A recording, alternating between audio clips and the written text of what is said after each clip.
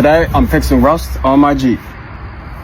I just spoke to the mechanic today and he said the dirty Land Cruiser will be back by the weekend. I know we all miss the Land Cruiser, but gotta play the cards you're dealt.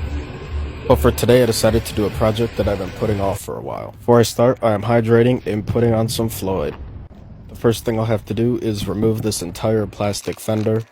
It's pretty easy, it's just 5 bolts up under the wheel well, and then I'm just using some monkey strength to pull out the plastic connectors. The rust isn't too bad yet, and it's just bubbling paint, but before it gets any worse, I want to take care of the problem.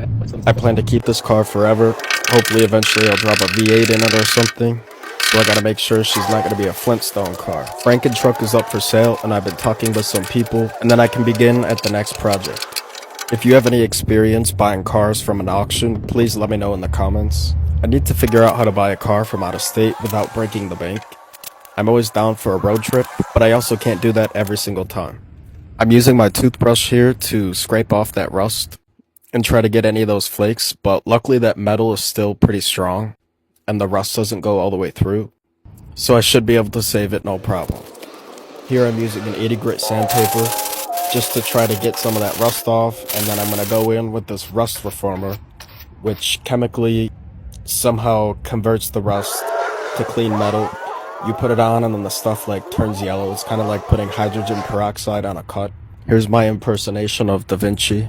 So you let the stuff sit for 10 or 20 minutes, and then you wipe it off with water and do it again till there's no more rust. While we're waiting, fun fact. These rims only came with 3 center caps, so I took a plastic jar and cut it out, painted it black, and made it look like the plastic cap. I did all that to save $30. Act broke, stay rich.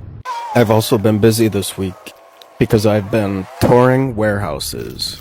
I saw a couple places and nothing was really speaking to me. I know it sounds weird, but when I find the right project or something, a burst of inspiration comes over me, and I wasn't feeling it with the first 2 spaces, but I was driving around, and out of the corner of my eye I saw a little for rent sign with a phone number written in Sharpie, so I gave it a call, and this old guy picked up. He told me the neighbor will let me into the property, so I went back and checked it out, and I think we found a warehouse. It'll need a little bit of work to get it up to my standards, but the neighboring unit was a guy around my age, doing the same thing that I do, except he was flipping lawnmowers. So we were chatting it up for a minute. He said the landlord's super chill, blah, blah, blah.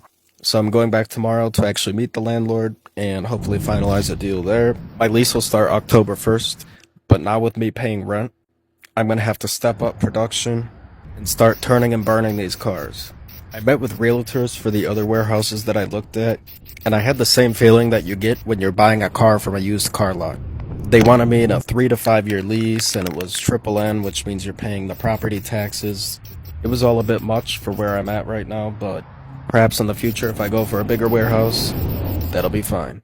This paint color is pretty close, and I was going to do a wet sand here, but my dad decided to inspect my work and ran his finger right through wet paint.